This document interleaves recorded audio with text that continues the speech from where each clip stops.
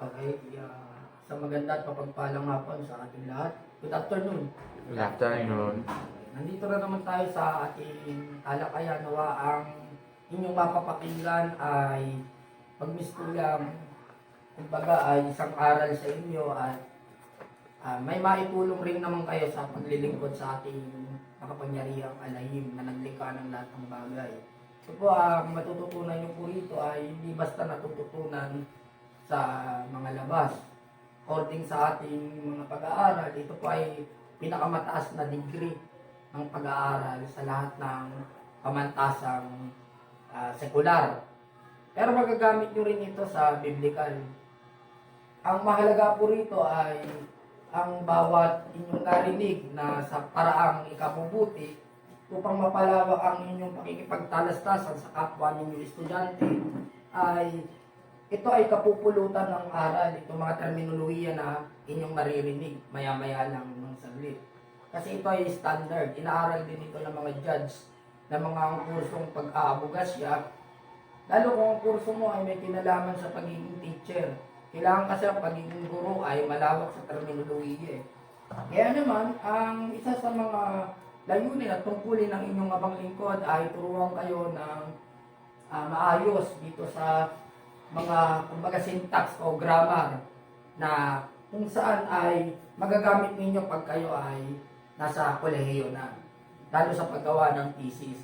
Ito pong mga bagay na ito ay himayin po natin ngayong hapon.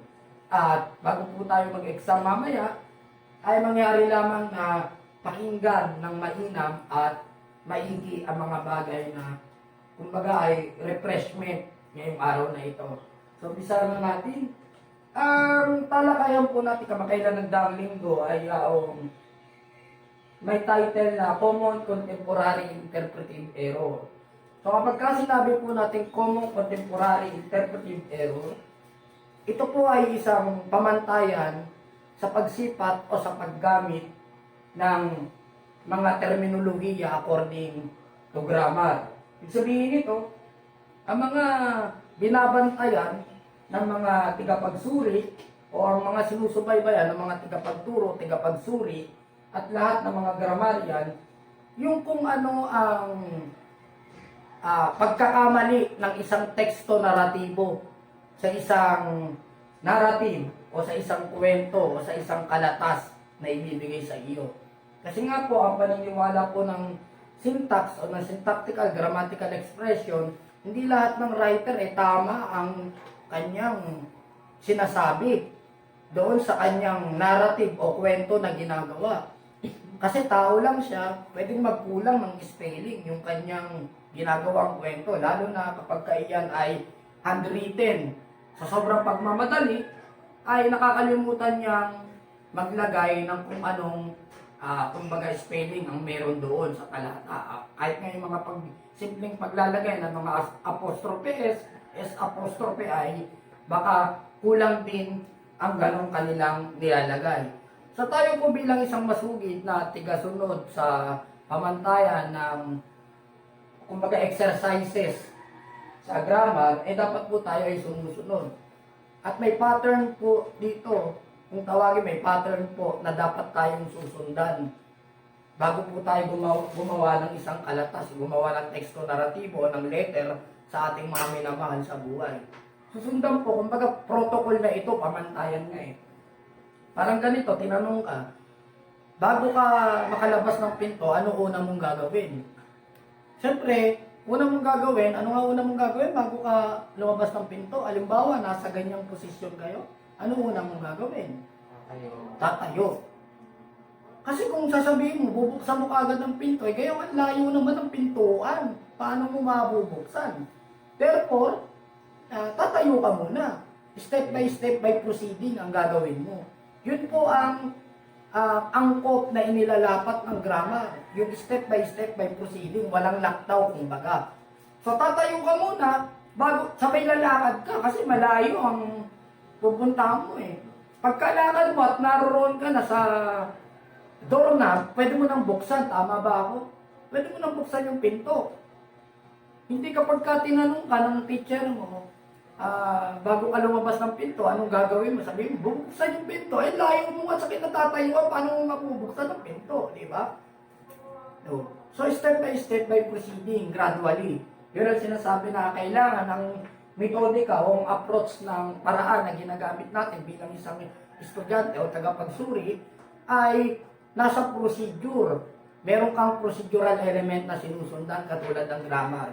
So, kaysa naman magkamali ka ng 100%, mas maigi 90% lang mali mo.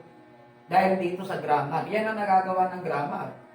Kaysa magkamali ka pa ng 100%, eh dito nasa 90% na, may 10% kang tama. Tama ba? So, ganun yun.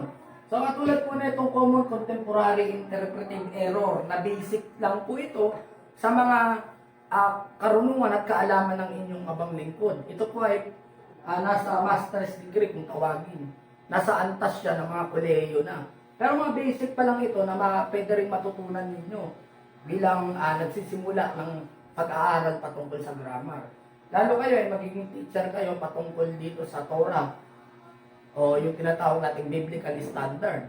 Eh kung may nagtanong sa inyo, hindi nyo pa naman nakita ng literal ang makapangyarihang alangin. Paano mo nasabi na totoo at tama ang Biblia ang hawak mo? Gayong magkakaiba ng translation. Kaya may maraming denominasyon at iba't ibang mga interpretasyon ang lumalabas bunga ng kanilang kakulangan ng pangunawa hinggil sa paggamit ng grammar. Kasi kung ako makakausap na nagtatanong kung bakit at kung paano ko nalaman na mayroong makapangyarihang na naglikha sa lahat, unang-una ang sasagot niya grammar. Dahil sa grammar kasi lahat ipinaliliwanag yan. Unang-una sa grammar may history. Sa history po ay may sangkap po yan. Napapatunayan mong mayroong naglikha sa lahat ng bagay sapagkat unang-una sa history. Sa history may mababasa tayo, may mga tinatawag tayong mga naisulat na mga historiador at saka ng mga scholar na talagang may pag-iral ng makapangyarihang naglikha.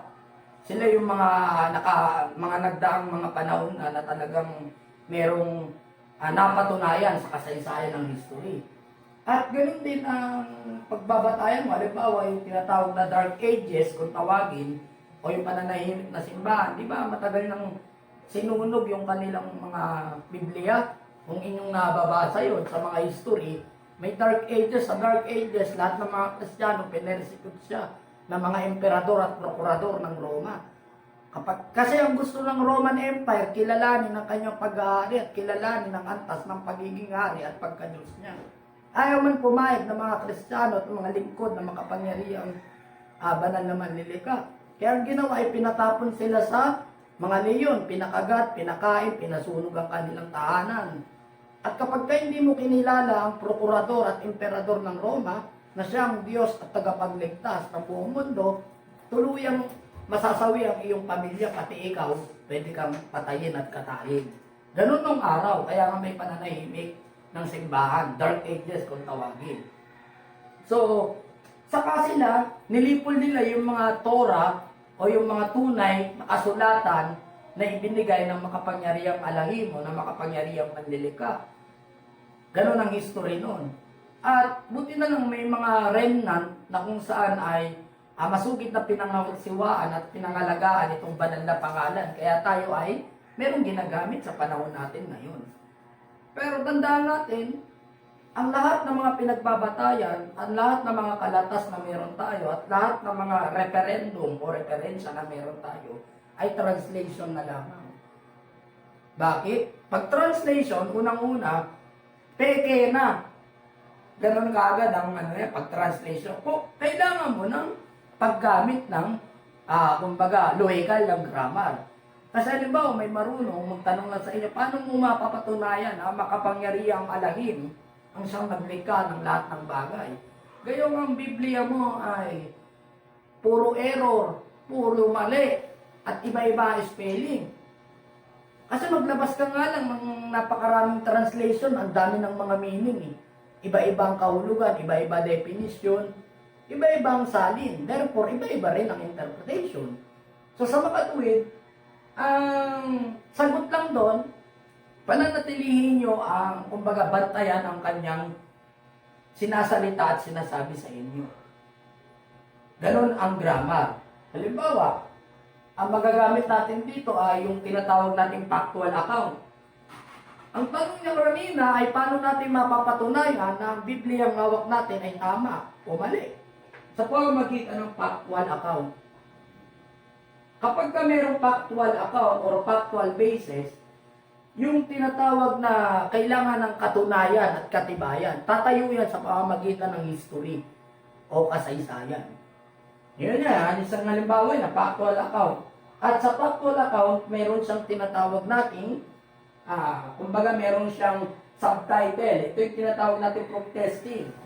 Pag proof testing, ang gagawin niyan, sabi niya to stringing together an appropriate or inadequate series of interpretation to prove wrong intended meaning. Ang gagawin lamang niyan ng nagtatanong sa'yo ay magpapabulaan siya. Magpapalabas siya ng tanong, pero ang dulo nun ay kumbaga ay ibitag lang kayo, kaya bantayan nyo yung mga nagtatanong sa inyo. Kung anong purpose at layunin ng mga nagtatanong sa inyo. Kasi maaaring ang nagtatanong, alam niya na yung tinatanong niya. Ganun kasi sa grammar eh. Kaya ka tinatanong, sina-challenge ka lang pala, o sinusubukan ka lang kung marunong ka. Ganun yung, halimbawa, yung professor, tinanong ka, hindi nangangahulugan, hindi alam ng professor. May dalawang uri ang nagtatanong. Isa, alam na alam niya, kaya niya tinatanong, alam na alam niya, sinusubok ka lang. Pangalawa, wala talagang alam. Ganun yun. Kaya kailangan bantayan nyo yun. Yung nagtatanong sa inyo. At mapapatunayan mo yan sa factual account. Ang tawag dyan ay proof testing. Kaya, kapag kami nagtatanong sa inyo, mga classmate ninyo, tanungin mo rin, sigurado ka ba sa tanong mo? Sigurado ka bang hindi ka marunong? Sigurado ka bang iyan lang ang napagsaliksik mo? I-determine mo muna yun. Tawag doon, determiner. I-determine mo muna kung ano talaga yung tinatawag ng ibig sabihin ng mga classmate mo nagtatanong sa'yo. Determiner ang tawag doon, kaya may vocabulary determiner o word na determiner. Ibig sabihin, kinaklarify mong maigi kung alam niya ba talaga o hindi niya alam. Ganun yan. So, ang isa sa mga halimbawa niya ay accommodation. Sabi doon, a viewing of narration through the lens of human reason. Ito naman, ang ginagawa naman ng accommodation, yung human reasoning. Walang ginagawa yung accommodation, kundi ang gagawin niyan ay magtakip na magtakip, mag-alibay, kumbaga, Mr. Alibay, para mapagtakpan na yung kabulaanan at pawang katotohanan na pangyayari sa isang teksto naratibo. Ang gagawin niya sa accommodation, human reasoning. Halimbawa, ganito. Human reasoning, isang halimbawa ng human reasoning yung mga terminolohiya na kasi, baka, mga human reasoning yan. Kasi, baka, yung bagang wala pa siyang katiyakan sa isang bagay, nagbibigay conclusive kagad niya na parang alam niya na. So, hindi maganda yon. So, ibig sabihin yan, bago ka magsalita, bago mo siya tukuyin, kailangan may eksaktong detailed ka.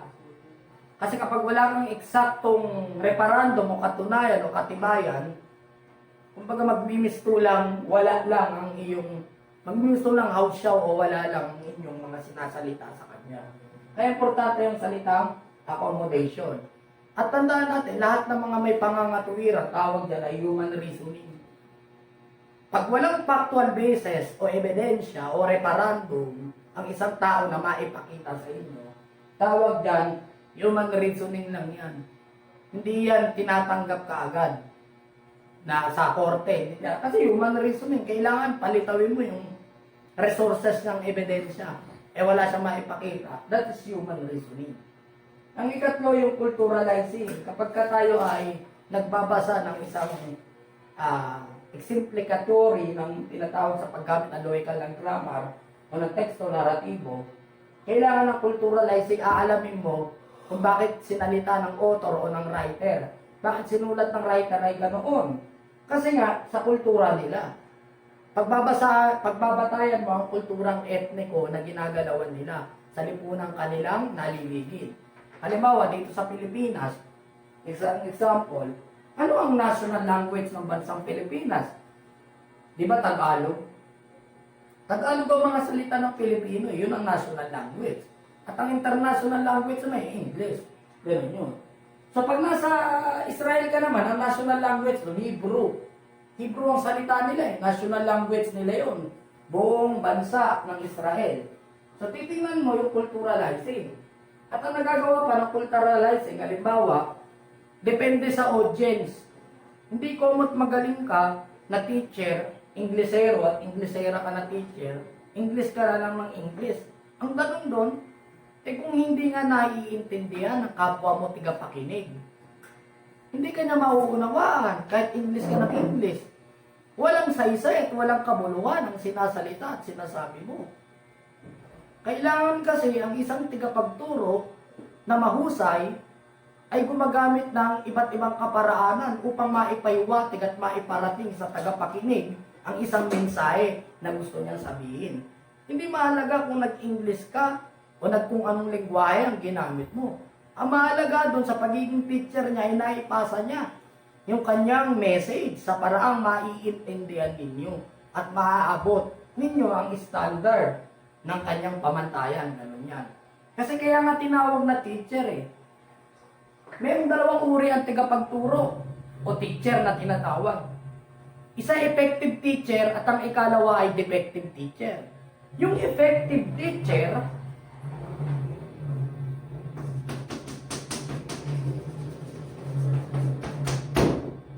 ay nakagagawa ng mga paraan upang ang kanyang mensahe ay maipasa sa kanyang mga estudyante sa paraang mauunawa at maiintindihan siya ng tagapakinig. Tawag doon ay effective teacher. Halimbawa, naintindihan ninyo yung turo ni Professor Denver. Effective teacher to. Kasi may kapasidad at may kakayahang maipasa ang ganitong mga mensahe sa inyo sa kabila ng pagiging murang edad ninyo. Halimbawa, ilagay naman ako sa mga, ang approach ay mga matatanda na. Ibang level naman ang gagamitin kong standard. Bilang isang tagapagturo, hindi ko naman, kumbaga aabutin ko ang kanilang standard. Bilang ganon, sa kanilang maturity, age maturity. Yun ang tawag ko doon ay effective teacher. At kapag ang aking mga kaharap naman ay mga senador, mga congressman, mga professional, hindi naman ako ganito magsasalita, puro English naman. Depende yon sa audience o taong kaharap. Kasi kung tayo lang 5, tapos alimbawa, mga grade 1 lang, mga naririto, English ako ng English, wala naman naiintindihan yung grade 1 eh. Baka mamaya, bumili lang yan ng lollipop dun sa kalsada eh. Kasi hindi ka talaga naiintindihan, maiinip o tutulugan ka lang yan. Walang kabuluhan ang inyong mensahe. Kaya ang isang mahusay na tagapagturo ay gumagamit ng iba't ibang kaparaanan upang ang kanyang mensahe ay maunawa ng tagapakinig. Tawag doon ay effective teacher. Yung defective teacher naman, yung ikalawa, yung defective teacher naman, ito yung nakabase lamang sa title o titulo na kanyang meron. Basta siya, teacher siya as a professional. Actually, pareha siya professional. Kaya lang, yung kapasidad at kakayahang magturo ng isang tigapagturo, ng isang teacher, ay wala sa defective teacher. Kumbaga yung attribute ng kapasidad at kakayahang magturo sa isang guro, wala dito sa defective teacher. Bakit? Ano unang ginagawa ng defective teacher? Ganito ang kanyang parameter o ako parameter o pamantayan. Kayo sumunod sa akin, teacher ako eh. Yan ang unang-unang batayan ng teacher. Kaya ka nga teacher eh. Para maituro mo yung moral aspect of life. Para mo ituro o i-share sa yung knowledge mo na hindi namin mataro. Kumbaga yung teacher ang dapat na bumababa. Kasi teacher siya eh, bababa siya. Dapat hindi siya magmamataas. Kaya lang, vice versa, yung defective teacher, kay may maraming mga edukado at may maraming mga ma-influensyang tao, maging sa mga tigapagturo, gusto pa tao ng kung ano-anong titulo eh. Ang gusto niya pa, doctoral, doctorate, professor, master's degree, mga ganyan. Diba? Pero pag Englishin mo, hindi marunong. Ano ba, explain mo, elaborate, redefining, ganunin mo kagad. Hindi naman niya masagot. Bago nga yung 3 guhit sa writing notebook ay hindi niya pa masagot na mainam. Kapag ka tinanong mo yun, naghahabog na teacher. Kahit kayo, alam mo, i-challenge nyo yun. Kung may kaibigan kayo mga teacher, Ma'am, Madam, Sir, ganito. Ano po yung 3 guhit doon na makikita sa writing notebook? May tawag yan, di lang naman kasi basta maglalagay ang isang suri kung walang dahilan. Parang walang nagturo mula grade 1 hanggang ngayon sa natatayuan ninyo Dito lang nyo yata nalaman na gano'n yung kategorya. Sa talakayan natin Na yung unang antas ng guhit na blue line, ang tawag na ay circular. Ikalawa, pangatlo, Pero tanungin mo sa mga teacher ninyo, hindi nila alam yan. Bakit? Kaya lang kasi nagiging teacher ang teacher, karamihan dyan, pera ang pangangailangan, popularity, trabaho. Hindi talaga sila yung nagpapakadalubasa upang magsaliksik ng mga bagay-bagay.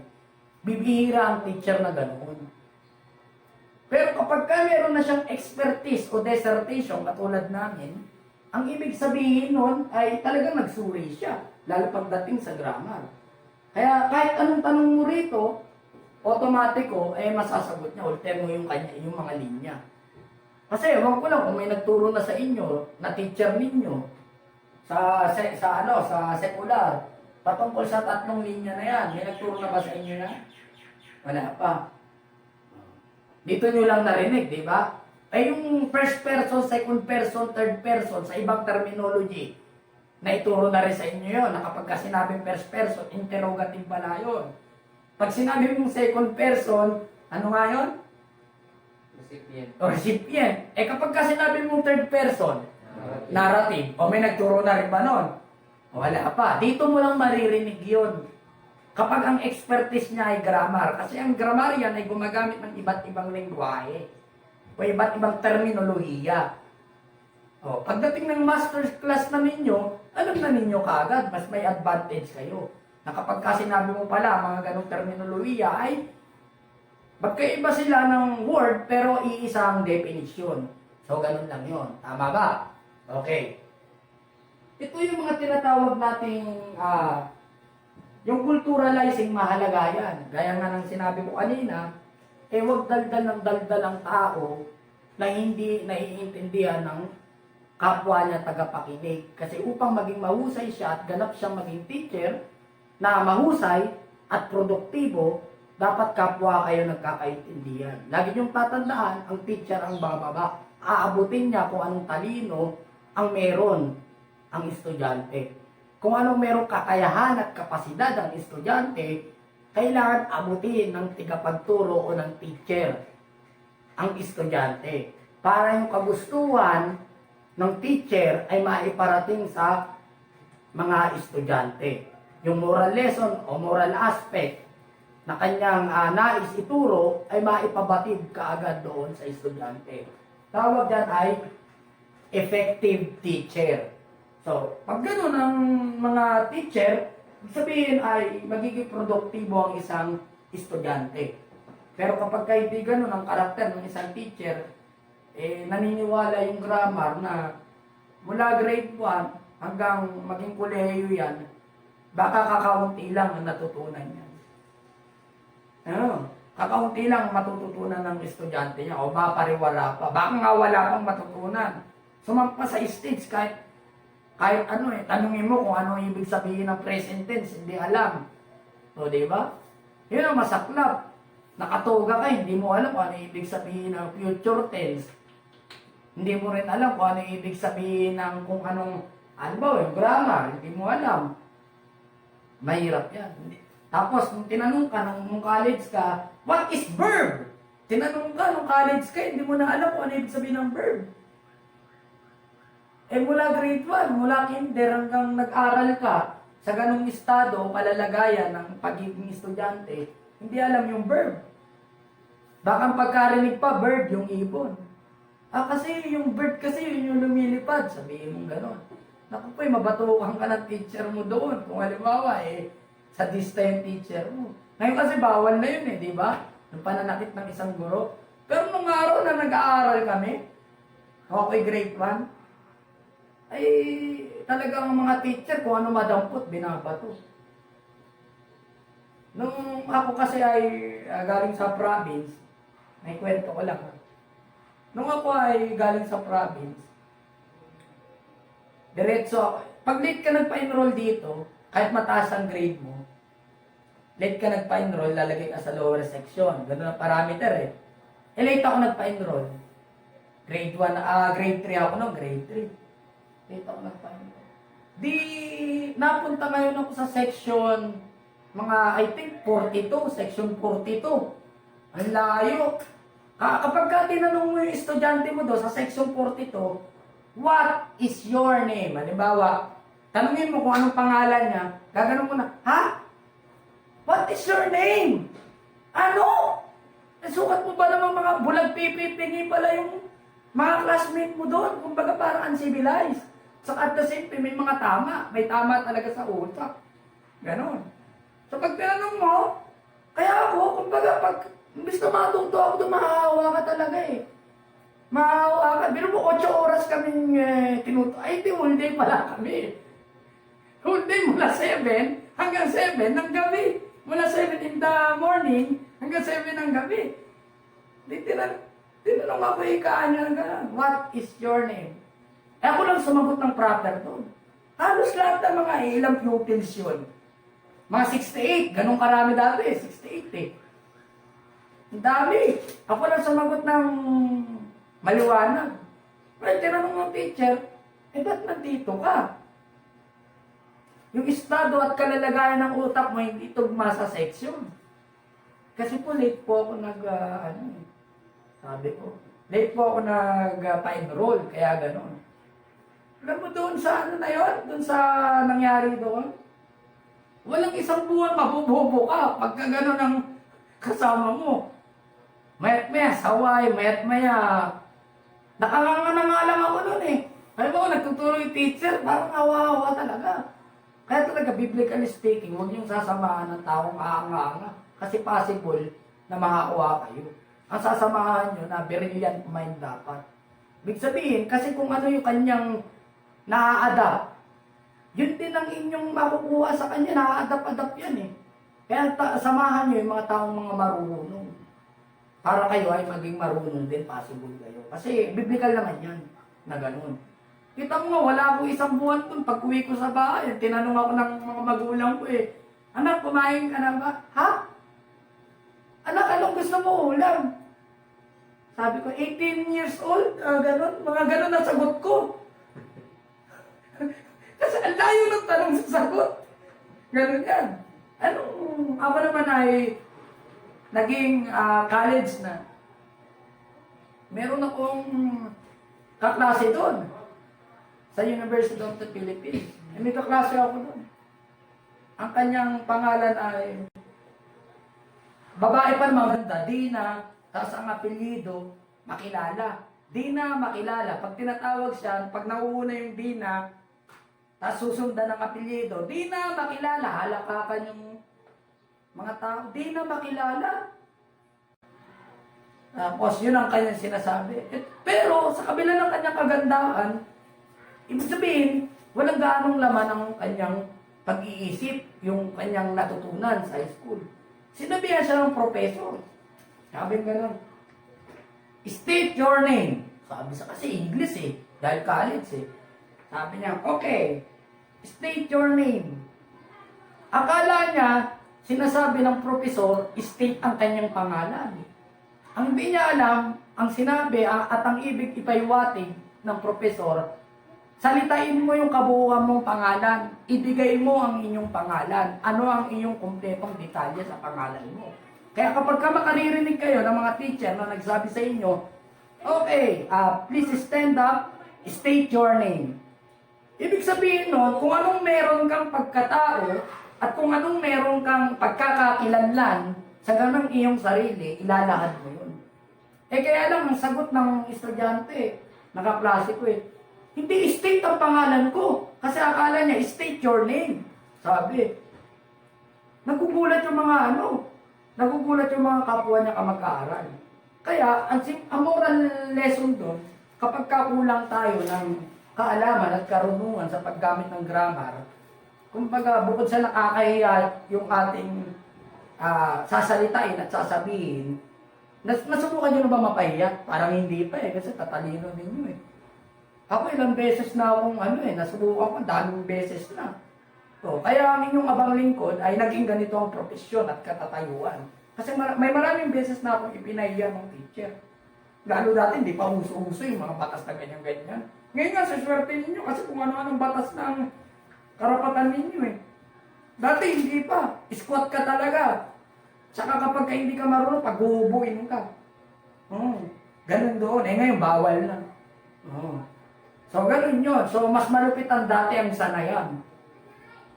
Tsaka maliit ka lang ng oras doon, hindi ka na pwedeng pumasok. Ngayon, hindi na pwede yun. So, ganun yun. Kaya sa aralin iyan, may marami tayong matututunan sa paggamit ng grammar. At ito po ay, kumbaga ay, dapat i-share din natin sa mga nangangailangan, lalo partikular sa loob ng church na ginagalawan ninyo. Kasi grammar yan Halimbawa, yung tinatawag natin culturalizing, huwag daldal ng daldal kung hindi kayo kapwa nagkakaintindihan. Huwag kang English ng English. Ngayon, mamaya sabihin sa'yo, nasa Pilipinas ka, English ka ng English. Pagdating mo sa Amerika, ngot. Ngot na pala ang alam mo. Diba? Bakit? Kasi ikahan niya pilit mong inilalagay yung sarili mo doon sa pinakamataas na standard. Mali yun. Dapat ang gagawin mo bilang sa culturalizing ay kailangan kung ano ang inyong nasasaklaw ng paligid, itutugma nyo doon yung sasalitain at sasabihin ninyo. Para kayo ay kapwa magkaintindihan. Kuha ba? Okay, the next one is redefining. Nag-ano lang tayo, kumbaga ay binabalikan lang natin tong mga topic na to. Pero talakay natin. Yung redefining naman, sabi doon, giving a historically accepted any terminologies to support the holistic view and interpretation. So, ganun yun. Una, ibubuod ninyo yung historical analysis. Lagi ninyo pagbabatayan bilang isang, kumbaga, tagapagsuri yung historical basis niya. Kung bakit nangyari, paano nangyari, tsaka yung mga terminology na ginagamit. Titingnan nyo niya as a holistic collegial body. Holistic yung interpretation dapat. So, yung misdefining naman, sabi doon, to edify the exact word and terminologies. Dapat, ang isang tagapagturo o ang isang tagapakinig, alam niya ibigay yung exact terminologies na ginagamit. Halimbawa, sa paggamit sa pag-aaral ng grammar, sa pagsasalita mo, dapat hindi ka gagamit na inappropriate terminology. Katulad ng baka, kasi, wala niyan sa mga diksyonary, salitang unggoy lang yun Wala niyan kumbaga salitang parang may tawag dun sa mga salita na yan. So, yung mga kasi, kahit Englishin mo yung kasi, ano English ng kasi? Wala Pero kung gagamit ka ng kasi, at papalitan mo siya ng marahil, o di kaya ay dahil, imbis na gumamit ka ng baka, marahil na lang. Sa English, marahil, perhaps. Ay, yung dahil naman, because. Ganun na lang gagamitin mo. At least, ikaw ay, kumbaga, angkop sa terminology ang ginagamit mo. Hindi yung tinanong ka ng teacher, kasi, baka, kapag hindi ka tiyak, diba? Bakit yung ganon? Kumbaga, ang tinatawag dyan ay, yung paggamit masyado ng terminolohiya, dapat aware kayo dyan sa ganyan. So, tawag doon ay misdefining. Kasi dapat yung sasalitain mo, yung angkop lamang sa terminology. Ika-6, generalizing, to limiting the standard of parallelism to assume the specific event must apply to all person, event, and circumstances. Titingnan mo yung teksto naratibo sa kabuuang kwento niya. Ha? Tsaka yung parallelism, pagkukumpare mo. Ikukumpara mo siya. Halimbawa, parable, kinukumpara yan. Dapat merong comparison na lalabas. O, dyan sa halin na yan, yan ang isa sa mga sangkap na kung tawagin ay common contemporary interpretive error. Nakuha ba natin? Okay, doon naman tayo sa tinatawag na yung branch of grammatical analysis. So kapag ka sinabi nating etymology, sabi rito, the investigation of any kind of languages, word, phrase, and terminologies. Ano mang uri ng aralin, basta ang iniimbestigahan ay paggamit ng isang lengguwahe o salita o kataga at terminolohiya, tawag doon ay etymology.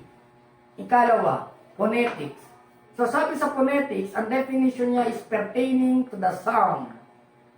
Ang phonetics pala ay tumutukoy sa mga tunog na kung saan ay binibigkas ng isang tao. Halimbawa, binigkas natin yung tinatawag nating word na kung saan ay oblique. Patutunugin mo yung word ng oblique para mabigyang diin o mabigyang emphasis siya sa tigapakinig. O di kaya halimbawa ang bibigyang diin mo ay phoenix. Kahit magkaiba spelling, phoenix, pinatunog mo. To emphasis na yung inyong word na ginamit ay hango doon sa tinatawag nating phonetics. Kuha ba? Lahat ng pag-iimbestiga ukol sa languages o variation ng tinatawag nating tunog, sound, ang tawag dyan ay phonetics. Halimbawa, mas mahirap kasing imbestigahan yung letra. Mas mahirap imbestigahan kaysa sa literal na nagsasalita. Kasi kung literal na nagsasalita, may facial expression pa yan eh. Alam mo kaagad kung anong tono ng kanyang pananalita. Comparing sa mga nabasa mo. Diba? At sa kabilang banda, ang isa sa mga halimbawa ng phonetics, halimbawa, yung parehas siya magkatunog pero magkaiba ng spelling. Let's say for example, as. Ito, di ba? As, tapos as. Magkaiba kagad ng definition niya, tama ba? Ang tawag dyan ay, anong tawag dyan? Phonetics. Phonetics pa rin yan. As. Kasi yung as tayo, ito naman, as. Ayun. Parang katulad, like, as. Kuha ba? Ano pa, yung tinatawag nating phonology. Sabi ng phonology, a systematic form of letter, write in a shorthand. Lahat ng mga, ang sulat o ang pamamaraan ng isinulat ay maiksi lamang. Ang tawag doon ay tinatawag nating phonology. Kuha ba? Halimbawa, gumamit siya ng emoji. Di ba sa cellphone nyo may mga emoji? Kung ano yung facial expression, imbis na magta-type ka pa na, I'm very happy, mag-send ka na lang ng emoji na masaya, understandable na ng babasa. Tama ba? O, yun. Yung tinatawag nating phonology, sabi dyan, a systematic form of letter, write in a shorthand, like character or symbol, sabi dyan, representing pictographic view. Sa makatuwid, kahit pala yung mga figure, yung mga picture na mga nakikita natin mga emoji sa cellphone, ay nagpapaiwatig din ng kung anong nararamdaman ng writer o mambabasa. Para maipaiwatig yung nais iparating. Meron pa nga ito, pagalit, di ba? May pagalit pa. So, ganun yan. Kaya, dito ay, kumbaga lahat ay nakabatay doon sa syntactical grammatical expression. So, ang ikaapat ay morphology. So, sabi sa morphology, the study of structural form of grammar. Isang halimbawa ng morphology, titingnan mo kung ang narrative ba ay pasalaysay ba yan, patula ba, pakwento ba yan, poetry ba yan, Anong klaseng uri yan? Historical ba yan? Titingnan mo kung figure of speech, symbolical ba yan? Ang tawag yan ay morphology or morphological. Kuha ba? Ikalima, syntax. Yung syntax naman, ang sabi dito, as a construction of the sentence in a proper or appropriate grammar. So sa makatuwid, ibibigay mo yung exact and appropriate terminologies sa paraan ng grammar. Syntax ang tawag. Halimbawa, ang sinalita niya ay correct interpretation and appropriate interpretation. Halimbawa, sinabi niya, kailangan nakatugma kasi, nakaakma eh. Halimbawa, sinabi niya, ang binibini ay maganda. Pero yung mukha naman, hindi magkadamaya yung tigyawa, tas maitim, ita, kumbaga. Tugma ba yun? Di ba hindi? Sarcastic yun. Lalabas sarcastic. O di, pasok pa rin sa grammar. So, ang sinasabi ng tinatawag nating syntax, kailangan angkop yung terminology sa dapat paggamitan. Kuha ba? Okay. Kung maganda siya, ibigay mo yung exact terminology. Kung hindi naman, huwag kang gagamit ng lingwahe na inappropriate terminology. Ang anumang gagawin mo na lingwahe o gagamitin mo lingwahe ay angkop lamang doon sa nakikita ninyo. Kuha ba?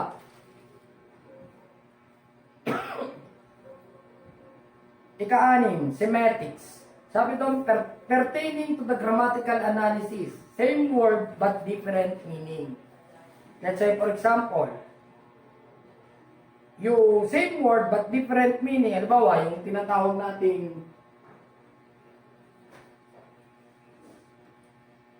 halimbawa, yung God. Tapos meron ditong God, di ba, ganyan? May pangalang God eh. Kuha ba? O, meron din ganyan. Meron din ganito. O, magbigay pa nga kayo ng isang example na magkatulog siya pero magkaiba yung spelling. Left, hindi. Sabi same word eh. Oh, same word. Oh, but different meaning. Ano, left, left. Oh, yun, left, left. Ano pa? What else? Same word, but different meaning. Yun ang ano niyan eh. Tama, right, right. Ano pa? So, yun ang nagagawa o trabaho ng semetics. Naunawaan na ba natin? Semetics? Okay, ha? Tandaan natin semetics, ha? Sumunod, pragmatics. Sabi rito, the art of philosophy pertaining to the real thing or factual account. Pag sinabi mo pragmatics, lahat lang ng katotohanan, yun lang ang tatandaan ninyo. Factual account. Pragmatics. Kaya kapag sinabi mo, pragmatics ba yan? Yung kwento mo? Eh kung hindi alam yung terminology pragmatics, hindi niya alam, ano yun? Gaganon lang yun. Hindi ko alam yun. Baka sabihin pa. Ibig sabihin, may katotohanan ba sa loob ng kwento mo? Parang ganon. Kasi ang tanong doon, pagka in English, is this pragmatic or not? Ganon lang naman ano yan eh, kumbaga, alba, i-Englishin mo. Tapos, inaalam na kung katotohanan ba yung sinasalita o anumang uri ng kwento mo. Is this pragmatic or not? Ganun lang yun. Okay. Number 8. Discourse analysis. Sabi diyan, it is a formal speech used in appropriate terminologies or linguistic form of grammar. Proper grammar must consider applied appropriate terminologies. In discourse analysis, ito ay paraan ng pagsasaayos. Dapat akma yung terminology na babanggitin at sasalitain mo. Like, ang ginagawa dito, proper grammar, yun ang pinakahigit na binibigyang importansya. Tawag doon ay discourse analysis. Number 9, emphasis. Sabi dyan, to press the word, to express anything, to mark the point of narrative. So, pag gagamit ka ng emphasis, dapat binibigyan diin mo yung isang word. Pwede kang gumamit ng quotation, ng underline. Basta binibigyang emphasis mo, o kaya paulit-ulit na pagbabanggit o ang tawag dyan ay power of repetition. Ang tawag dyan ay, kumbaga, ito yung mga tinatawag na binibigyang diin mo yung talata. Kaya nga kapag ka ang isang talata ay binibigyang diin mo, dalawa yan, magkadugtong dapat. Una, yung discourse analysis, ikasyam yung emphasis.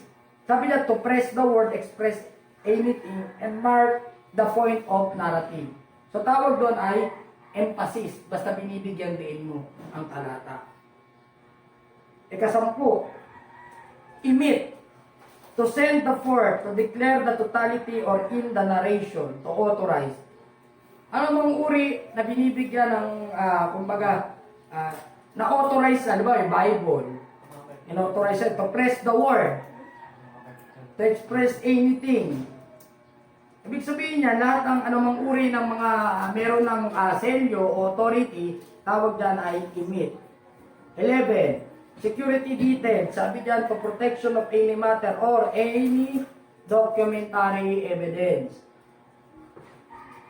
Number 12, hologram. Ito mahirap. Sabi dyan, to determine the whole path of presentation, any writing, letter, or letterhead, writing of a signer.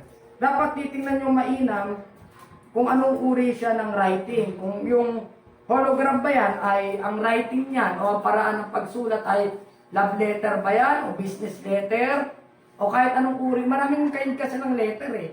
Kaya alamin nyo kung anong uri o anong klase ng letter ang binabasa ninyo. Di ba merong straight letter, pag gagawa kayo straight letter, nakagawa na ba kayo ng gano'n? Hindi pa.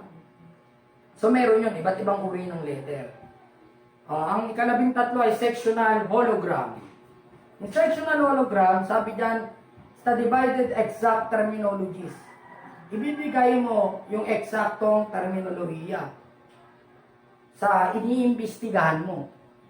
Para siyang, kumbaga, para itong magkakapatid, magkakaisa lang ng halos ang interpretation niya ito eh. Di ba?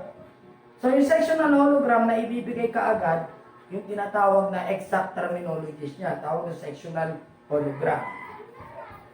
Let's say, for example, halimbawa, sectional hologram. What is biology? Biology is the study of life. Tawag to sectional hologram. Bakit? Lahat ng according sa biology, ang may kinalaman sa usaping aralin ay ang biological method, automatic biology yun. Sabi kasi the study of life. Diba? So, tawag doon ay sectional hologram. Sumunod, what is physics? Lahat naman ng physics. Ibibigay mo yung kahulugan ng physics o angkop sa kanya. Sumunod, chemistry. Ganun din. May estudyante nga ako eh. College na to ha.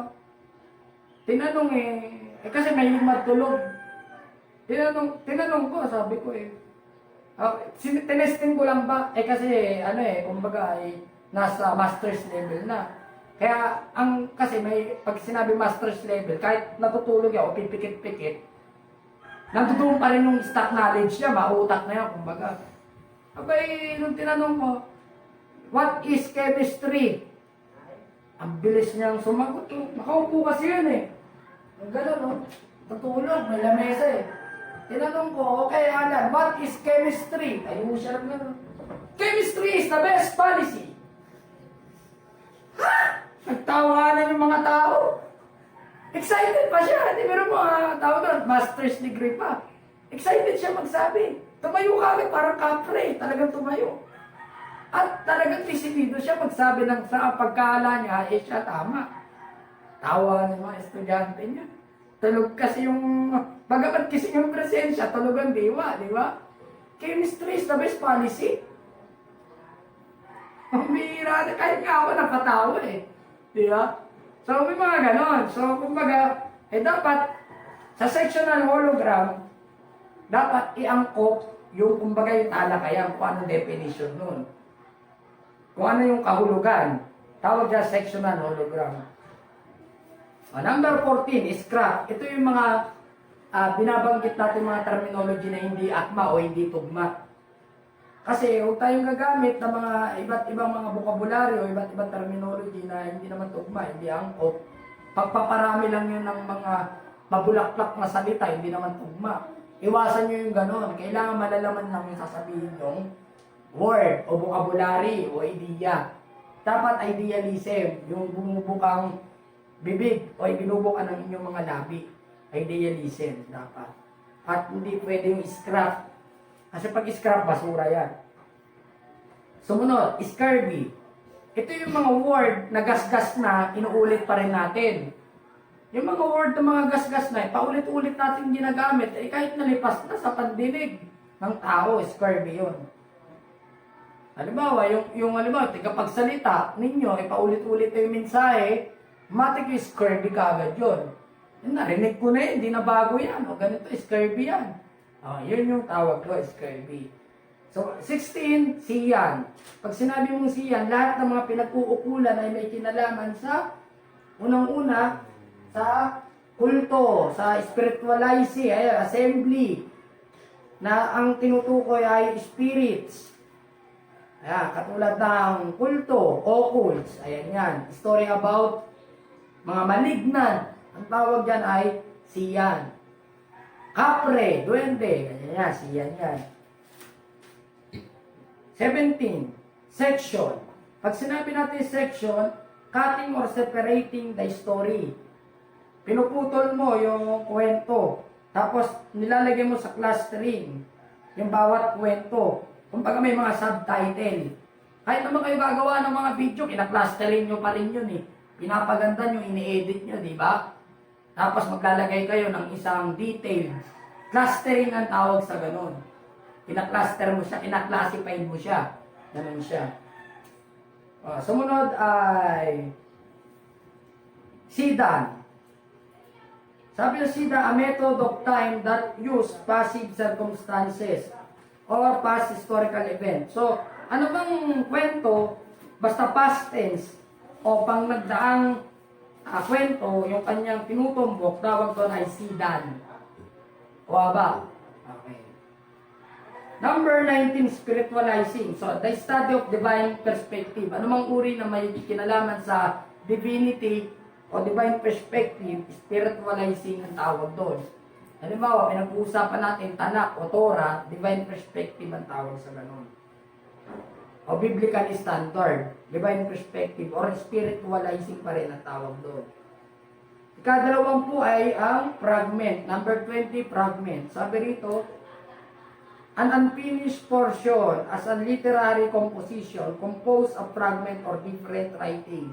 Kapag ang isang teksto naratibo ay hindi tapos, automatic fragment yun. Yung partial lang na nabasa ninyo at hindi buo, fragment pa rin yun. Ano ba, naisulat sa mga labi o sa mga tipak na bato o sa mga kumbaga katiting na papel. Hindi tapos ang kwento, insight lang, automatic fragment pa rin yun. Waba. Sumunod ay consecration. To set apart for the sacred use. So ano bang uri ng pinagtutungkulan o pinagkukulan ay may kinalaman sa usaping pangkabanalan? Automatic consecration yun. Waba. Okay. 22. Congruent. Agreeing together in the same manner. Different story, same meaning. So magkaiba ng kwento, pero magkaisa ng kahulugan. Waba. Tawag doon ay congruent. 22. So, magkaiba ng kwento, pero iisa ng kahulugan. Tawag doon ay congruent. So, number 23, concession, an special privilege, and admission.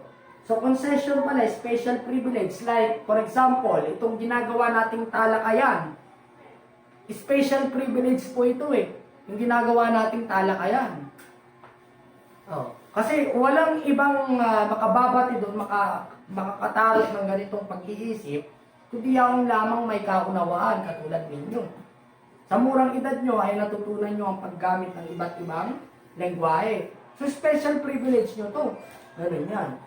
Kasi hindi lahat ng ganyang bata ay natututunan ito. Buwa ba? Tawag doon, concession. Number 24 is condition. So kapag kayo ay gagawa ng teksto naratibo, automatic, titingnan mo yung kondisyon. Kung ano yung circumstansya ng isang kwento. Halimbawa, sumulat ka ng isang kwento sa Pilipinas, ang title niya ay Drug War. Lalagyan mo yun ng pinakakwento. O kaya ang title niya sa Pilipinas ay Pandemic. O kaya COVID-19. Lalagyan mo siya ng mga kwento. So, tawag dyan ay, ano tawag dyan? I am, sige ako nakikinig, ang tawag dyan? Condition. So, titingnan ninyo yung condition. No, number 25 is concise. Sabi ro, ay speech contained in a few words. So, yung tinatawag na maiksing salita, maiksing kataga o kakaunting salita, tawag doon concise. Pinaparaphrase mo, tawag doon, di ba? Concise. Pinaparaphrase mo. Yung napakahabang narrative, kinonsise mo. Pinaraphrase mo. So, lumiit, tuloy yung kwento. Di ba? Nagkasya tuloy sa sulating papel, 1/4. Bisa sa 1/2 mo ilalagay, kinonsise mo, dahil alam mo yung grammar, napagkasya pa sa 1/4. Dahil pinaraphrase mo na lang. Tawag doon ay concise sa branch of analytical grammar. At ang panguli ay transmittal. To send from one person to another, transmission. So, dito, ipapasa mo yung tinatawag yung kaalaman at karunungang natutunan ninyo. Diba, yung karunungan at kaalaman natutunan ninyo sa akin, ipapasa nyo yan sa susunod na generation o kaya sa mga classmate ninyo. Tawag doon ay transmittal. Kuha ka. Okay, get one whole sheet of paper. Ready. Yan, matitest na kung anong uri kayo. Write your name at saka yung specific